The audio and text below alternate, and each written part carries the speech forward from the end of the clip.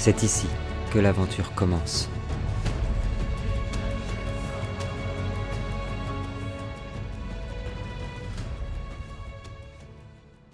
Bonjour à tous, et bienvenue pour la suite de nos aventures de préquel. Et l'épisode 21, l'espoir. Ava s'est sacrifiée pour sauver le groupe, s'est sacrifiée pour sauver Anna de la lame d'Azraël, et nous nous retrouvons dans le désert. Nous avons marché depuis quelques jours, 5 jours entiers dans le désert maintenant, perdus, dans une immensité de sable, et ce vent chaud lacérant qui vient balayer cette immensité jaune. Il fait extrêmement chaud, c'est assommant. Vous commencez à manquer de nourriture. Heureusement, Usine avait encore quelques herbes qui permettent de tenir le coup. Il est à peu près midi. Caleb est devant, largement devant. Quand tu t'es arrêté net, Caleb. Car devant toi, à quelques centaines de mètres, tu as cru apercevoir une silhouette qui se tient elle aussi sur le sommet d'une dune. Et tu peux même ressentir son énergie jusqu'ici. Une énergie familière. Un drôle de sentiment. L'impression de reconnaître. Non, tu dois te tromper. Non, c'est pas possible. Mais en tout cas, tu vois cette silhouette postée. Ce n'est pas un mirage. Ça fait plus de 5 secondes qu'elle est là, à 100 mètres de toi, sur une autre dune, à te faire face. Que fais-tu? Les garçons sont en train de gravir la dune sur laquelle toi tu es posé. Ma question c'est, je me retourne vers les garçons et je me retourne à nouveau vers la silhouette pour voir si elle est toujours là. Elle est toujours là, et elle s'avance même, tranquillement vers toi. Tu aperçois ses habits, une longue cape rouge avec, comme les Touaregs possèdent ces espèces de coiffes qui protègent aussi le visage rouge, voilà, entièrement, très très rouge. Et son énergie devient de plus en plus forte. Alors c'est quelqu'un qui possède une énergie extrêmement puissante, mais ça recommence. T'as le sentiment que... Mais non, c'est pas possible. Quand enfin, l'homme, à une vingtaine de mètres de toi, s'arrête. Numéro 6. Ça fait longtemps. Il enlève son masque. Il a la couleur de peau des hommes du Sud. Une magnifique peau noire, des yeux vermeils incroyables. Et tu te souviens? Bien sûr que tu te souviens de lui. Numéro 8. Il était avec toi, dans les campements. Il est l'un des rares rescapés, des 11 rescapés avec toi. Il te fait face, son corps est couvert de cicatrices tout comme toi. Vous en avez mis du temps. Ou bien sont-ils tous morts dans le désert? Ça ne m'étonnerait pas qu'il n'y ait que toi qui aies survécu. Il s'avance vers toi. Lui, il semble, contrairement à toi, être hyper à l'aise dans le fait de te revoir, parce que toi, je rappelle que tu as quand même perdu une immense partie de ta mémoire. Il s'apprête à te faire une accolade vraiment hyper amicale, quoi. Je peux rentrer dans son jeu parce que je suis Bien sûr. Une raison, mais je peux rentrer dans son jeu. Je fais numéro 8. Regarde, je viens avec des amis. Il frappe des amis. Il rigole. Vous arrivez sur le haut de la dune, les garçons, et vous apercevez cet homme hyper élégant, très grand, environ 1m90, beaucoup plus trapu que Caleb pour le coup, sans doute d'autres spécialités. Il a 2 épées très fines dans le dos, 2 cimetères, aux lames parfaitement forgées, et il vous regarde avec ses yeux vermeils. Ah, vous voilà. Le prophète m'avait prévenu. Il en manque un. Il regarde Caleb. C'est le désert, c'est comme ça, et c'est la vie. Que voulez-vous? il tape sur ton épaule. Qu'est-ce que tu m'as manqué, numéro 6? Tu peux pas savoir à quel point tu m'as manqué. Est-ce que tu n'aurais pas un peu d'eau et de nourriture pour nous? Nous avons perdu notre caravane, nous sommes... Bien évidemment. Il regarde tout le monde. Où est le magicien? Il regarde... Vous, là-bas, vous devez être à Usine. Je vois bien Usine en plus avec un gros morceau d'herbe séché dans la bouche. Oui. oui. Je lui dis du coup, en effet c'est moi, mais je ne crois pas avoir le plaisir de vous connaître ou de vous avoir déjà rencontré. Qui êtes-vous? Il tend sa main, magicien. On m'appelle numéro 8. Je servais autrefois la cause du Saint-Empire des Terres, mais aujourd'hui, je suis indépendant, tout comme numéro 6. Et je sers la cause des hommes. Le prophète Nassim m'a engagé. Il vous attend. Le prophète Nassim, tu le connais de nom, Oisin. C'est un mec qui a déjà fait des conciles hyper importants. C'est un envoyé de l'Empire des Terres. En tout cas, c'était. Et c'est, en tout cas, dit-on sur R2 que c'est un des prophètes les plus brillants de sa génération. Il vous attend dans sa tente. Là-bas, vous trouverez nourriture et tout ce qui vous consolera. Le ventre et le reste. Il met une tape sur Caleb. Mais c'est fou! T'as tellement grandi. Incroyable. Tu sais, T'as tellement. il se met à avancer comme si c'était ok, hein, comme si évidemment vous allez le suivre. Et puis il te parle un peu de moi aussi. Tu te rends compte? T'as survécu à cette chute quand on a su ça. Mais comment c'est possible? Personne peut survivre à une chute pareille. Et je regarde Tiberias un peu du coin de l'œil en mode je joue le jeu quoi, suis-moi et je fais tu sais bien ce qu'on dit sur moi, numéro 6, le numéro éternel, l'increvable. Oh là là. C'est là que j'ai eu des surnoms. Si tu savais, numéro 9, arrête pas de le dire. Il est increvable ce gamin. Et je regarde, je fais, numéro 9 est en vie. Oh là là, le bout. Il te regarde, il fait. Enfin, en tout cas, il l'était il y a 2 ans, faut savoir. Oh bah, il doit être mort, tu sais bien, assassiné par une concubine. Mort. Il éclate de rire. Oh là là, celui-là aussi, ça le perdra ça. Les garçons, alors qu'ils sont en train. Mais vous reconnaissez pas Caleb. Certains, même, pourraient se laisser avoir par le jeu de Caleb et croire qu'il est vraiment sérieux. Tellement que ce personnage est mystérieux. Et puis vous apercevez, droit devant vous, un campement. Proche d'une oasis, des tentes gigantesques, il y a beaucoup de monde. Ça parle. Numéro 8 s'arrête. Bien, suivez-moi. Je vais vous présenter le prophète Nassim qui vous attend avec impatience. Je vous préviens, il est un peu... Et puis te regarde. Ah bon, tu connais les humains, Caleb. Hein. Les Vous me suivez prophètes. Et en plus, les prophètes, il éclate de rire. Enfin, ouais. Est-ce qu'on voit des blasons ou des drapeaux ou quelque chose Aucun. sur ce campement? Il n'y a pas de, Rien du y a pas de blason qui en sortent. Il y a plusieurs drapeaux, mais ce sont des couleurs et qui représentent les courants énergétiques. Donc de la Hava, de la Gachi, etc. Mais pas de blason. D'ailleurs, Oisin le sait, hein, Nassim ne sert personne. Hein. Il ne sert plus personne. Je t'écoute, Anna. Ok. Non, j'ai une simple question. Oui. Nassim, c'est pas celui qui était apparu dans le one-shot sur Et la oui, droite, pour ceux qui regardent, qui nous regardent, c'est- qui suivent nos aventures et qui ont vu l'épopée d'Albarad, si vous ne l'avez pas vu, mais foncez le voir, cet épisode est incroyable. Eh bien oui, Albarad a croisé le prophète Nassim qui lui disait d'ailleurs qu'il allait bientôt croiser la route de ce groupe. Les garçons, numéro 8 pénètre à l'intérieur de la tente, est-ce que vous le suivez? Bah écoute, tant qu'on est là, j'ai envie de dire. Ça sent la bouffe ou pas? Ça sent divinement bon, Anna. Ça sent le tagine, les épices. C'est incroyable comme ça sent bon. Et le thé à la menthe qui commence à arriver vers vous là. Bon bah Oisin, il est en train de réfléchir, il a poussé tout le monde. Je dis quand même, Vas-y, En y allant, avec Oisin, ouais. en y allant, je dis quand même méfiance. Nous n'avons rencontré que peu d'amis depuis ces dernières semaines. Mais il y a quand même des invités. Vous pénétrez à l'intérieur. Alors Oisin dit ça, c'est vraiment hyper sérieux. Puis hop, il reprend le pas, il passe devant même. Devant tout le monde avec son bâton. Quand vous rentrez à l'intérieur de la tente paraissait si petite à l'extérieur. Elle est immense à l'intérieur, recouverte de tapis merveilleux d'Orient, des peaux de bêtes. Il y a une odeur de thé à la menthe, un tagine qui est en train de cuire en marmite. Il y a un mouton qui est en train de cuire en bouillotte. Il y a des loukoums qui sont posés sur la table, des dattes. Il y a du mie de couscous. Oisin est déjà en train de baver. Et puis il y a surtout un homme qui se lève avec un bâton. Il dégage une bienveillance. Sa peau est magnifique. Elle est toute embaumée de soleil. Ses cheveux sont noirs et ses vêtements de soie et de feutre. Il a un regard perçant, magnifique. Il va s'exprimer avec un accent que je ne reproduirai pas, mais un accent délicieux d'Orient. Vous voilà. Vous êtes enfin là. Avant que vous ne réagissiez, il y a aussi dans la pièce un druide Nice qui semble très vieux, un stade très avancé d'ailleurs, un stade si avancé qu'il y a même des animaux qui vivent dans son écorce. Un écureuil vient de passer, il a été apeuré par l'arrivée de Tiberias et de tout son attirail, et il fume l'évolution de la pipe d'Oisin, si vous voulez. Il fume des herbes séchées enroulées directement.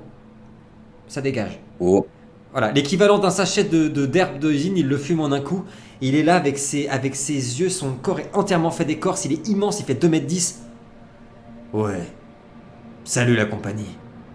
Et numéro 8 s'installe à côté de vous, retire sa capuche, on aperçoit sa longue chevelure qui est faite de dread et qui est recouverte de terre ocre.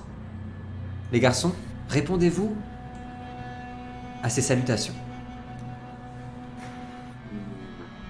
Bah oui, ma foi. Hein. Ouais, on est des gens polis. Bah oui. Et puis il y a des loukoums, voilà. Pour une fois que des gens nous accueillent, on va pas cracher dessus. On va pas cracher dans la soupe. Ah. Bonjour à tous. Avant de lui répondre, Ouais. je vois si je ressens un type de magie quelconque dans la tête. Alors, je vais commencer par Noltar et après je te dirai, Oisin. Toi, Noltar, dans les courants énergétiques que tu connais, ici, tu reconnais le druide Nis, qui est évidemment vachement lié à la Terre, à R2. Nassim, qui serait lié à la gâchis plutôt. Quelqu'un de neutre, qui cherche toujours l'équilibre, etc. Rien d'autre ici. Pas d'Ava, de quoi que ce soit, rien.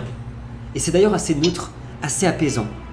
Oisin, je t'en ai parlé, nous n'avons jamais encore parlé de ça sur cette chaîne, ni dans la saison 1, mais tu ressens surtout une forte concentration de l'énergie qu'on appelle de la source.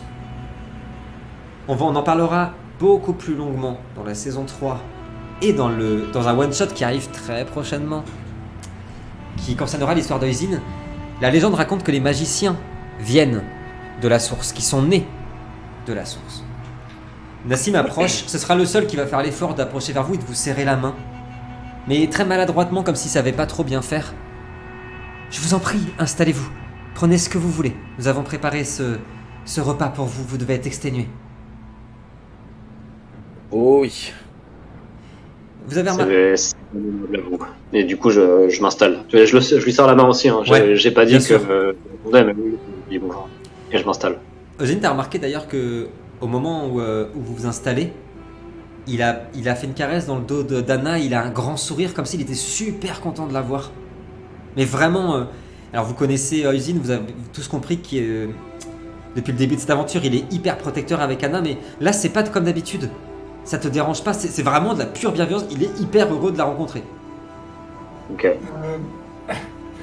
Il m'a passé la main dans le dos en fait. Quand je Ouais, suis passé. c'est ça. Tu sais, je l'ai pris un petit frisson, c'est bon, il est plutôt beau mec. tu Il vois, est hyper beau mec, Ah carrément. non, tu sais, je me mets à rougir instantanément en mode gêné, je me l'attache, c'est bizarre. Là. Alors que tu t'assois, que t'es en train de rougir, il te tend un thé à la menthe, te le sert. T'inquiète pas, ma belle.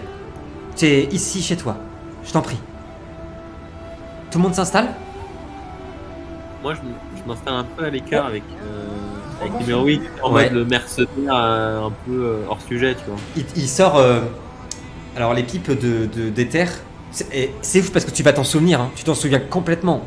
Ça ressemble plus, c'est marrant, à des flûtes. En fait, il n'y a pas, tu sais, le truc qui revient comme ça, qui est incurvé. C'est juste une barre de métal à laquelle tu mets de l'herbe avec ce qui semblerait être plutôt du tabac à chicha, tu sais, très huileux.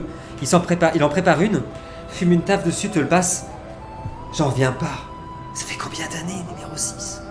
Et je lui dis, au moins, ben, regarde, tu sais, je lui montre à la tête, c'est la chute. Regarde-moi ça. Et regarde. Regarde-moi ça. Non! Et t'as Nassim qui regarde numéro 6 avec le sourire mais qui lui dit un peu moins fort quand même, tu vois. Numéro 6 fait bien sûr, bien. Vous voyez qu'il est en train de regarder toutes les cicatrices du corps de Calais comme si les deux étaient capables de communiquer juste en regardant toutes les cicatrices qu'ils avaient sur le corps.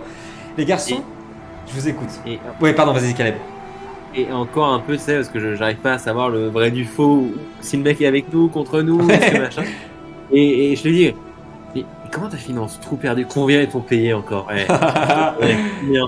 Et qui t'a payé? Hein? Tu sais, un peu en mode, ouais, Ça va il y en a d'autres. Ça va t'étonner, numéro 6, mais pour une fois, il est en devient hyper sérieux. Pour une fois, numéro 6, personne m'a payé. En fait, je ne sais pas pour toi, mais j'ai pris conscience que tout était allé beaucoup trop loin quand le maître... Alors tu te souviens dans la vision que tu as eue, le maître c'est Agualon, hein, c'est comme ça que vous l'appelez jamais par son nom. Quand le maître a commencé à nous demander d'éliminer tous ces grands noms des guerres d'hiver, j'ai commencé à me poser des questions et j'ai rencontré une personne, Onadir. Tu l'aimerais tellement. Elle s'appelle Fim. Une personne incroyable. Elle fait partie de l'ordre de la rose et avec elle, avec les années, un autre entraînement, une autre philosophie. Je savais que tu tomberais sous les charmes d'une jolie fille. Il te tape sur l'épaule. Mais arrête, numéro 6, c'est pas de ça qu'il s'agit. Il s'approche vers toi. Il s'agit totalement de ça, Caleb. Numéro 6, il s'agit totalement de ça. Tiberias, Origine, vous les entendez, ça se détend. Vous voyez même Caleb qui se détend. Putain, ça fait longtemps. Vous l'avez pas. Il a pas la main sur le fourreau. C'est rare. il est pas prêt à dégainer. Que faites-vous? Vous êtes installé, tandis que le druide Nice regarde Origine. Je m'appelle Brome, magicien. Je suis ravi de te rencontrer. Il paraît que vous avez fait des merveilles sur Erd. C'est un honneur de rencontrer des magiciens, des protecteurs de sol. Encore plus de rencontrer un fils de Cain au cœur pur. Et que dire de... Et il est tout de suite arrêté. T'as Nassim qui dit... Non, pas besoin. Du coup, par politesse, je lui réponds, je lui dis c'est un honneur de rencontrer un druide Nice. Et encore plus au sein de ce contexte tellement chaleureux. Et puis je me tourne vers Le prophète Merde, j'ai oublié Nassim. son nom. Peut-être, ouais. Nassim, ouais. Et puis je lui dis, tout en buvant ma tasse de thé et en lui souriant, je lui dis c'est tout de même une sacrée chance de vous rencontrer en plein milieu de ce désert. À croire qu'il n'y a pas de hasard. D'ailleurs, je serais bien curieux de savoir pourquoi vous nous attendiez. Car nous, à vrai dire, nous ne vous attendirons pas vraiment. Il n'y a pas de hasard, maître magicien. Cela fait En effet. des mois qu'on vous cherche. J'ai rencontré Albarad il y a quelques semaines.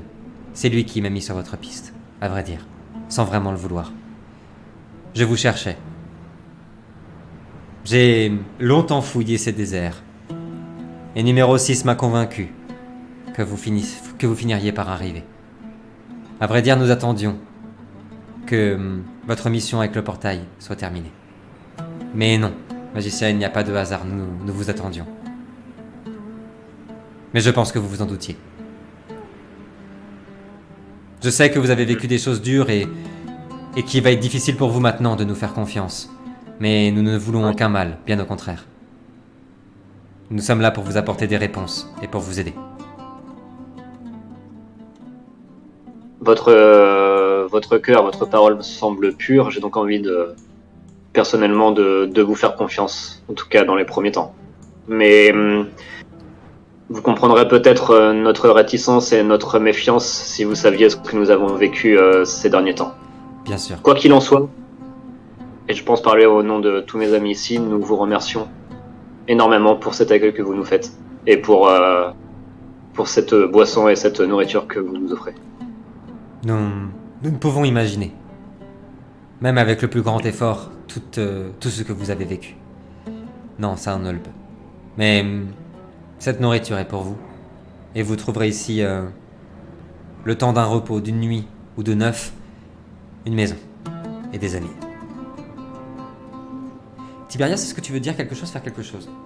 Je t'ai pas donné la parole encore. Déjà, on peut rester ici quelques nuits, mais je vois pas les lits sur la carte. Donc, Putain. non, Ouais, d'abord, je vais rengainer un peu mes armes parce que je Ouais. me sens. Donc, d'habitude, je suis toujours méfiant, mais bon, Oui. si Oisin a l'air en confiance et Caleb a l'air en confiance, bon, c'est que normalement, c'est Oui, à peu près safe. c'est un beau couple, hein, parce que, à vrai dire, c'est rare, comme disait Eugène tout à l'heure, c'est rare depuis le début de cette aventure où il y en a au moins 2 qui se disaient c'est bon, c'est safe, quoi. Tu vois? Ouais, surtout l'un ou l'autre. Oui, surtout l'un ou pour une l'autre. raison ou une autre, Ouais.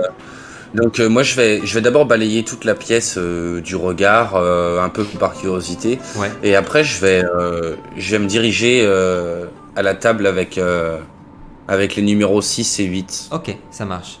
Le numéro Je serai le complémentaire, numéro Tiberias. complémentaire. Bien évidemment. Number one. Je vois qu'on a les mêmes rêves. Ou le même humour de merde. Je sais pas. Ouais, c'est possible. Bien Et sûr. puis je jette un regard à Caleb en lui faisant signe que j'ai compris sa manœuvre s'il en est. Et puis je vais commencer la discussion avec eux et peut-être bon après j'ai pas le même bagou qu'eux mais bon je suis pas ridicule non Non, plus donc clairement pas. on va partir dans un concours de cicatrices. Ah oui, et Tiberias pourrait gagner. Tiberias pourrait largement gagner. Pendant que tu t'installes et que tu rentres en fait dans la discussion, Nassim sort d'une de ses pochettes une carte qu'il met au milieu de la table. Je vous sais fatigué, mais Eusine, vous le savez tout comme moi, tout est urgent. Tout est devenu urgent. Vous savez que l'empire de Nebenmer a été levé et qu'il s'étend maintenant, enfin désormais, sur la plupart des royaumes d'Erde. Mais je pense que nous tromperions si nous prenions Nebenmer et son empereur pour notre ennemi. Puis vous regarde, mais je pense que vous aussi vous l'avez compris. C'est justement une des premières réponses qu'on aimerait avoir, je crois, cher Nassim, Là d'un coup, pour en avoir la confirmation. quand tu dis ça, comme tu as porté ta voix jusqu'à l'autre table, tout le monde s'est calmé. Tu vois, numéro 8, c'est aussi tu, pour laisser parler. Le prophète s'installe, prend un thé à la menthe, resserre Eusine, qui est déjà sa 3e tasse. Attention au pipi. Agualon est en marge de tuer les plus grands immortels d'Erde. Ils récupèrent leur force. C'est pour cela que Dragan, le roi de Transylvanie, le dernier Dracani, reste caché. Il veut mettre le prince de Bavière qu'il protège sur le trône pour contrer Nebenmer et élever un front à l'est. Le nouvel empereur Galéade est une menace pour la liberté, certes.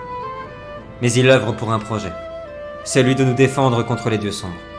Sa soif de pouvoir est immense et dangereuse, mais nous aurions tort de le prendre pour notre ennemi. Agualon est notre vrai ennemi.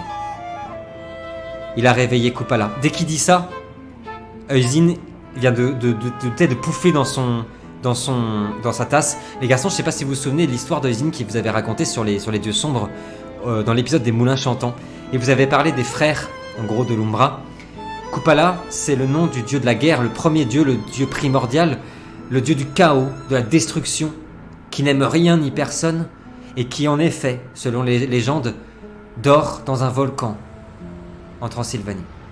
Tiens donc. Il aurait réveillé Kupala, le dieu impie de la guerre. Il cherche à retrouver le trône d'Ahava, celui des légendes. Il est le profanateur. Anna, je veux bien un dédit, s'il te plaît. Eusine, le temps presse. Pendant que Anna jette son dé, le temps presse. Vous, je lis ça. Vous connaissez, tout comme moi, la prophétie de la convergence. Vous savez que tous les points sont en train de converger. Vous savez tout comme moi. Et regarde, c'est l'heure. Nous n'avons plus de temps à perdre. Plus le temps de s'inquiéter. Je fronce les sourcils et je lui dis vous savez que ces prophéties sont incertaines, qu'elles nous sont parvenues probablement transformées à travers les siècles et les millénaires. Comment être sûr que c'est bien ce qui se passe actuellement? C'est Braum, le Baumstarker, qui va prendre parole. Le magicien a raison. Mais une chose est sûre cependant. Si les prophéties sont incertaines, les faits sont désormais là. L'Empire s'est étendu. Le dieu Kupala est au bord du réveil et nous savons tous que le dieu du supplice, le petit prince des ténèbres, est déjà réveillé. Nous sommes à l'aube d'un conflit entre des dieux et des énergies que nous ne saurons maîtriser. Nassim a raison, Eusine. Le temps de la réflexion et de la crainte est passé. C'est l'heure pour nous d'agir. Et si nous nous sommes réunis, si nous avons tout fait pour vous rencontrer, c'est que vous êtes les seuls, Eusine. Tu es le seul à avoir compris si tôt que les choses avaient changé et qu'il était largement le temps d'agir. Nous sommes seuls, Eusine. Pas d'armée, pas de royaume, pas de roi avec nous. Il est très probablement temps d'agir. Mais ce qui m'effraie terriblement, c'est le coût que va représenter notre action, le sacrifice probable qui va en découler. Et ça, je ne veux pas l'accepter. Nassim se lève. Tu as raison. Certains sont déjà tombés, même. Beaucoup. Beaucoup trop. Mais, comme le disait Brom, nous sommes seuls maintenant. Il regarde Tiberias, regarde le corps de cet homme vaillant. Il est parcouru de cicatrices. Elles n'ont pas été faites en vain. Ces souffrances n'ont pas été vaines. Non, nous n'avons pas de royaume avec nous. Nous ne connaissons pas les intentions, si ce n'est des royaumes à l'est de Transylvanie qui ont opposé leurs désaccords contre Agualon et contre Nebenmer. Certes, nous sommes peu, mais si nous ne nous levons pas maintenant, Usine, si nous commençons pas maintenant, alors le monde sera perdu. Il y a quelque chose qui va tout de suite te sortir de ta concentration, Usine. C'est Tiberias qui va le voir en premier. C'est un téléphone qui a vibré. C'est que je l'ai pas dit après le jet de dés, mais Anna, en fait, vous venez de le remarquer. En fait, tout le monde était happé par la discussion. Elle s'est éloignée. Elle s'est mise un peu à l'écart. Elle semble sangloter. Nassim se retourne vers toi, Anna. Oui, Anna. Agualon est notre vrai ennemi. Je suis désolé. Mais c'est à cause de lui que Valar est mort. C'est à cause de lui qu'Ava est mort. Il a manipulé tous les royaumes. Il a réussi à réveiller un dieu sombre, Anna. Est-ce que quelqu'un veut intervenir? Ou Anna? Moi, je me tourne vers le Hugo. Excuse-moi, Hugo, un instant. Non, vas-y. Qui les graines des faits, ni plus ni moins. Bien sûr. Je me tétanise de plus en plus, j'ai les poings qui se serrent jusqu'à saigner, tu sais. Et je pleure dans le même temps, tu sais, de plus en plus. Je pense que... Je suis à deux doigts d'exploser, tu sais, vraiment de... D'ailleurs, vous voyez des éclairs qui commencent très légers, mais qui commencent à crépiter dans les mains d'Anna. Vas-y, Khaled, dis-moi. Moi, je regarde numéro 8 et je fais... J'ai toujours été un peu en détente. C'est quoi leur lien entre les deux, là? Il sourit, il te dit un lien grandiose. Numéro 6. Nassim s'approche, met la main sur ton épaule, Anna. Oisin vient de souffler. Peut-être que le magicien abandonne sa tâche parce que... Par soulagement, en fait. Peut-être que, ce que va dire Nassim est vrai. Nassim te dit, Anna, c'est l'heure. Tu es en sécurité. Tu le sais.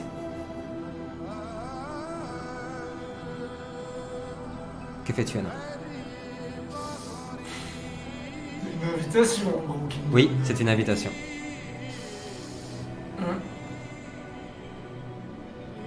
Il est apaisant, remarque ce mec, donc je souffle un grand coup. Et sans me retourner, je vais juste baisser un peu le haut de ma tenue, juste découvrir mon épaule. Et montrer le seul tatouage que je montre jamais, en fait, qui est pas visible.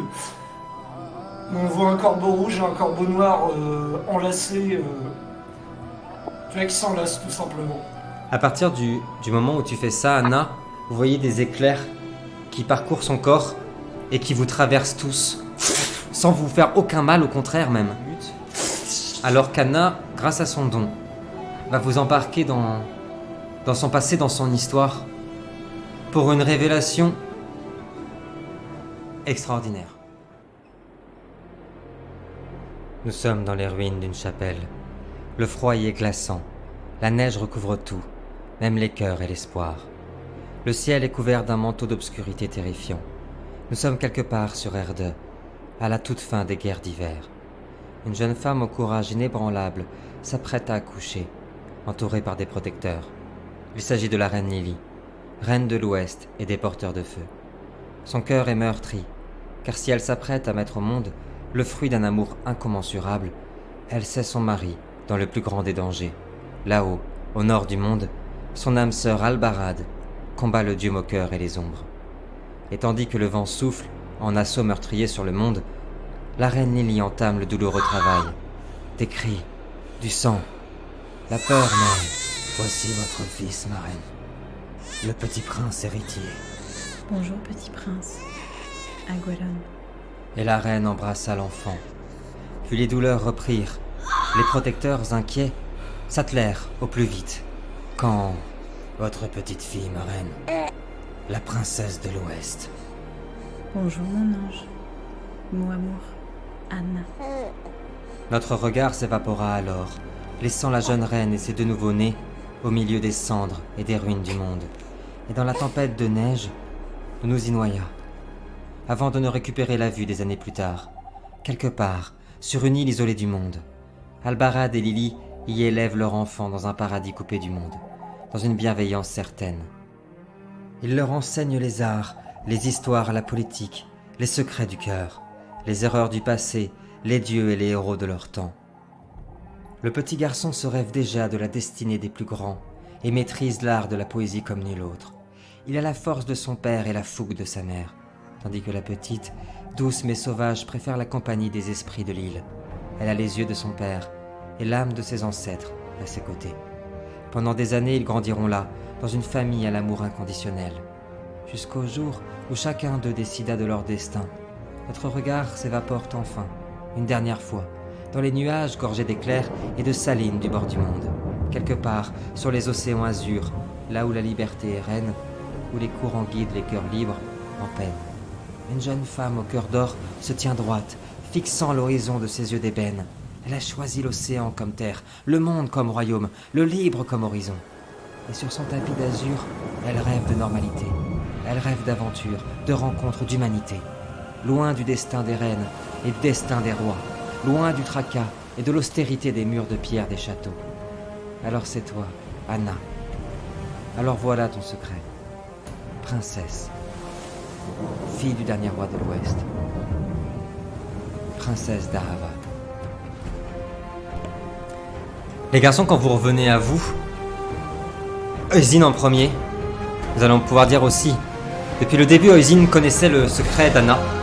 Depuis le début de cette saison, et la protégeait, faisait en sorte que son secret ne soit pas révélé. Il y a un soulagement sur le visage d'Oisin lorsqu'il sait qu'enfin, tout le monde est au courant, et en même temps, une peur, une crainte que cette fille au destin exceptionnel puisse être mise en danger par cette révélation, par cette vérité. Nassim revient vers vous. Ouais, bien sûr, Oisin, vas-y. Du coup, je me lève et je m'assois juste à côté d'Anna. Ouais, Je la regarde avec un sourire un peu désolé, tu vois. ouais. Et je lui dis certaines vérités sont les plus terribles des douleurs. Je suis désolé. Tu vas devoir être forte comme tu ne l'as jamais été, dorénavant. Mais je te connais bien. Je ne me fais pas trop d'inquiétude. Et puis je lui souris cette fois pas en mode sourire désolé, mais genre je suis sûr que ça va aller quoi. Je la rassure. Noctar, tu voulais dire quelque chose? Ouais, je me lève, je vais derrière Oisin, et je mets la main sur l'épaule d'Oisin, je mets la main sur l'épaule d'Anna. Il a raison, quoi. Quoi qu'il arrive, on est là avec toi, et on te connaît. On sait à quel point t'es forte. Ça va bien se passer. Je les agrippe tous les deux, tu sais. Je glisse juste un petit merci, c'est discrètement. Et quand je me retourne, j'ai plus de colère, j'ai même plus de chagrin, tu sais. J'ai mon sourire qui revient. Parce que tout ça, ça va revenir plus tard, tu vois. Bien sûr. Et je me dirige vers la table et un peu violemment, tu vois, mon sabre qui est toujours dans son fourreau, hein, Ouais. je le pose un peu fort sur la table. Comment on l'arrête? J'adore ça, Kevin. C'est ça qu'on veut voir. Le Nassim s'approche, Brahmo aussi. Tout le monde redevient hyper sérieux. Numéro 8, direct. Il a souri, il a mis ses mains comme ça. Il sait qu'on est en train de parler sérieusement là. Tiberias aussi se relève. Hop. Agualon est donc notre ennemi. Il lève une armée, des mages noirs. Il s'allie avec les troupes du Nadir pour empêcher l'avènement et le couronnement du prince héritier du royaume de Bavière. Petit point, vos personnages le savent, peut-être pas les gens qui nous regardent ni les joueurs. Le royaume de Bavière n'existe plus depuis 60 ans. C'est une province du Nadir. Ça, c'est une énorme révélation aussi. On a appris que Dragan, on avait déjà parlé de Dragan. Dragan, c'est le dernier Dracani, c'est en gros un chevaucheur de dragons. Et on a appris qu'en fait, il a unifié tous les peuples de l'Est pour faire un front contre Nebenmer. En tout cas, pour faire un front. Pour montrer qu'il y a une autre opposition, qu'il y a un autre chemin possible. Et on a appris surtout que Dragan, il avait protégé secrètement l'héritier du prince de Bavière pour le mettre sur le trône, pour que la Bavière et l'Est tout entier retrouve sa splendeur, retrouve sa gloire et redevienne l'Est des histoires d'antan. Je rappelle, il y a un millénaire, l'Est a fait trembler tous les royaumes du monde. Ils sont arrivés jusqu'à la capitale de l'Ouest, etc. Nous reprenons. Agualon se nourrit de tous les immortels. Il aurait découvert le secret d'Ahava, ce qui le rend d'une puissance inégalable. Nous savons aussi que son influence est telle qu'il a réussi à corrompre certains courants. Nous ne savons pas encore comment, mais de sa faute, un démon majeur, alors là le visage d'Ojin il va commencer à se crisper un peu, un démon majeur a été réveillé au Nadir. Il est sorti d'un portail magique, réveillé depuis une cité où il a ravagé la cité de Köln et sa cathédrale millénaire. Agualon est partout. Il a 5 coups d'avance sur nous. Mais ce que nous savons et qu'il ignore, il prend les mains d'Oisin. Nous avons trouvé la petite, Oisin. Jenny. Alors là, c'est un yo-yo émotionnel pour Oisin. On est passé d'un je suis crispé, un démon majeur et en liberté tranquillou en train de se promener sur R2 à Jenny. Petit rappel pour ceux qui nous regardent et puis pour vous aussi. Jenny, on en a parlé il y a très très peu de temps. Jenny, c'est censé être, en gros, la descendante, c'est la fille, en gros la fille de Galwad, la personne qui avait l'épée que Caleb a maintenant. Elle est considérée comme l'héritière du trône d'Ahava, c'est-à-dire comme la reine de tous les hommes. Elle a une magie qui provient directement de la source. Ce qu'on a découvert avec Oisin tout à l'heure, de la source. Une magie qui crée Erde. Rien que ça. Et Jenny se cache depuis des décennies parce que quoi ? Parce qu'ils la veulent tous. Agualon, Azrael, bien sûr, évidemment l'empereur de Nebenmer, Galéad, ils la veulent tous. On l'a retrouvée, Oisin. Et juste après qu'il a dit ça, je sursaute, je fais impossible. Où est-elle? Non, ne me dis pas. Qui c'est? Qui est au courant? Il regarde. Braum et numéro 8 sont au courant, Oisin. Nous l'avons aidé à se mettre à l'abri. D'accord. Claire, j'imagine.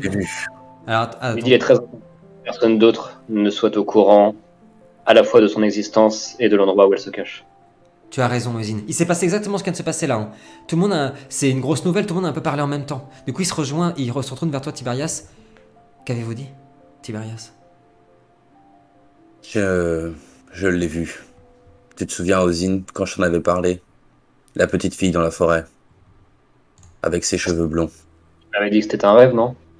Tu croyais que c'était la réalité, enfin, que ça te semblait très réel, mais c'était probablement un rêve que tu avais vécu. Selon ce que je peux ressentir et même ma magie, elle était bien réelle. Tout ce qu'il pouvait y avoir autour était illusion ou magie, mais elle était bien réelle. Seulement, elle a disparu. Mais elle m'a parlé. Et tu lui dis, quand tu dis ça, Nassim te regarde. Et elle était avec les Denaya, n'est-ce pas?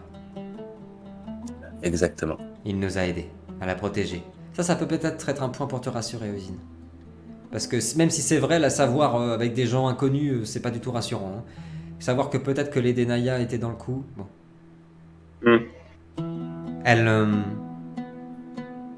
Elle se trouve à Strongheim,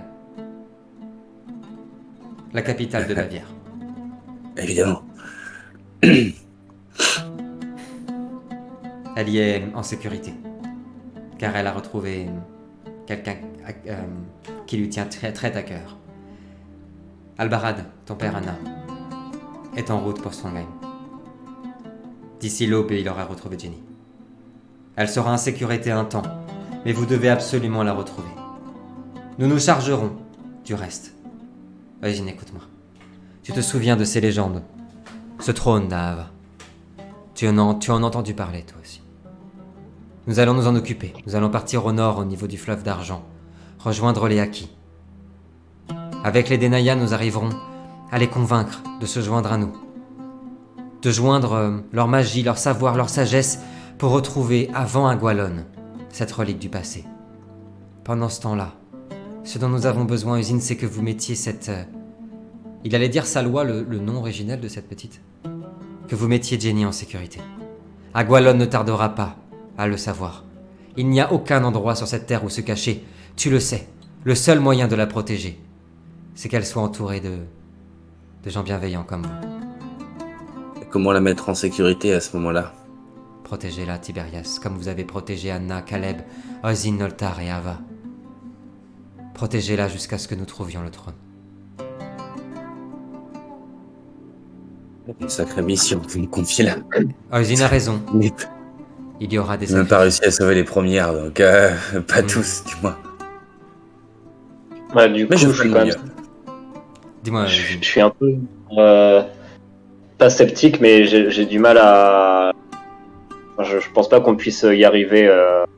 Ah, ça te paraît Juste complètement impossible, c'est clair. Hein. Je lui dis, du coup, c'est une confiance, c'est une confiance qui nous honore, mais j'ai bien peur que vous ne nous fassiez trop confiance pour le coup. Nous ne serons pas en mesure d'arrêter des forces qui nous dépassent. Nous ne sommes pas assez nombreux, nous avons besoin d'aide. Il s'avance vers une table, prend quelque chose qui est dans un tissu. Tu as raison. Et on ne peut pas aller en Bavière comme ça. Nous avons des En alliés, plus. Oisin. Dragan nous a confié son général, le général des armées de l'Est, et un Dracani pour vous emmener jusqu'en Bavière. Oh, bah ça va alors, tout de suite. Là-bas, J'ai dit que t'allais la faire aussi, hein. Là-bas, en Bavière, les armées du roi prochainement couronné de Bavière sont au courant de votre venue. Ils savent que nous arrivons.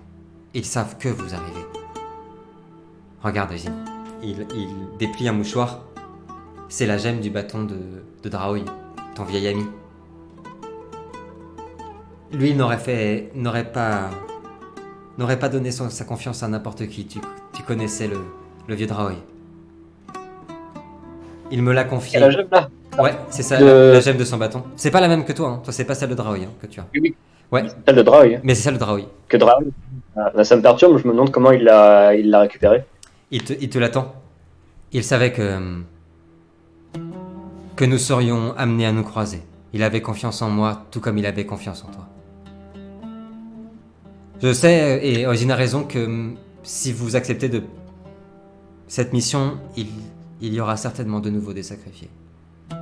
Mais dans tous les cas, sachez-le, c'est une question de mois avant que notre monde ne bascule à jamais dans la guerre et dans l'horreur. Il se rassoit. Vas-y Caleb, je t'écoute. Et du coup, moi, je me lève, tu sais, je me lève un peu de la table et je m'approche du coup de la grande table où tout le monde est un peu réuni, tu vois. Ouais. Et là, je défais mon fourreau et je pose le fourreau sur la table avec l'épée et je fais. Et alors ça, qu'est-ce que ça fait là? Quand tu dégaines l'épée, la lame s'enflamme de bleu. Et Brom, il te regarde comme ça, il jette ce qu'il est en train de fumer. C'est impossible, Caleb. Porte-la à nouveau, s'il te plaît. Quand tu l'attends comme ça, il dit c'est impossible. Nassim, seule la lignée du prince d'Aava peut porter cette épée. C'est impossible. En effet, selon la légende, cette lame a été forgée par les fondateurs, par les bâtisseurs. Et dans la légende, il est dit que seul un descendant des rois de l'Ouest peut porter cette épée. Donne-la à Tiberias, Caleb, tu verras. Qu'est-ce que c'est? Qu'est-ce que c'est que tout ça? Vas-y. Tu la prends aussitôt, tu voyais Tiberias, vous connaissez la force de Tiberias, hein, qui s'écroule au sol avec l'épée, impossible de la porter. C'est comme si elle pesait 3 tonnes. T'essayes comme ça, c'est presque de l'humiliation parce que Caleb a des bras tout fins, tu sais. Et c'est impossible de la soulever. Elle s'est éclatée dans le sol. dans ce cas, je la donne à Anna, qui est censée être une descendante de l'Ouest, du coup. Anna, tu la J'ai prends. un mouvement de recul, moi, quand il m'attend. Ouais. Quelque part, j'en ai envie de la prendre parce que elle est attirante, cette épée, puis c'est un Bien morceau sûr. d'histoire, tu vois. Ouais. Ouais. Et tu sais, je me rédis complètement, des visages les uns après les autres. Vous savez, ce truc dans ma tête, ces visions. J'ai vu cette épée transpercer mon père. C'est pas Caleb, c'est pas moi. C'est pas moi non Je plus. prends la main vers l'épée en tremblant parce que Je regarde l'épée, l'épée avec le fourreau quand même. Ça marche. la prends même. Alors- Je la prends quand même si... Tu, Moi qui m'en empêche. tu réussis à la porter et à ce moment-là, Nassim te regarde Anna et balaie tout le monde, tout le groupe. C'est ce que je dis, Anna. Nous allons tous y passer, quoi qu'il advienne. Je regarde Caleb parce que quelque part je viens de comprendre un truc. Je savais rien avant cette vision, je pouvais pas savoir tout ça. Enfin, Oui. avant ce qui vient de se passer, je pouvais pas savoir tout ça. Je la rends à Caleb. Agwalon ne doit surtout pas s'en emparer. Et je sors de la tente. Nassim acquiesce alors qu'Anna sort de la tente pour s'aérer. Nous allons faire un plan fixe sur Caleb. Alors que tu récupères l'épée, tu commences à te sentir pas bien du tout, Caleb. Tu as un tournis, tu as de la tente qui commence à valser, des sueurs qui commencent à arriver, des palpitations, un mal de tête pas possible. Vous le voyez qui tombe au sol, qui hurle. Un morceau de ta mémoire qui revient.